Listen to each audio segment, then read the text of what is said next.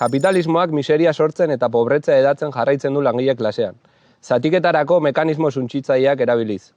Miseriazkoak eta bizitza duina izateko nabarmen eskasak diren soldatez gain, lan prekarietate iraunkorra, etxebizitza eskuratu ezina, gizarte bazterkeria, arrazakeria instituzionala, etxegabetzeak, baliabide naturalen eta munduaren hegoaldearen gainustiapena, krisi ekologikoa, inflazioaren bidez langileen aurrezkien arpilaketa, zerbitzu publikoen etengabeko kaskartzea, horiez gain hor ditugu ereak.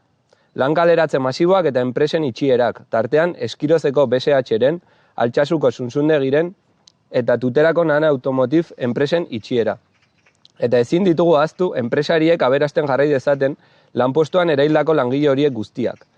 Nafarroan, 30 izan ziren iaz, eta azken hamarkadan 702 Euskal Herrian. Babes eta elkartasun osoa bidaltzen diegu hemendik haien familiei.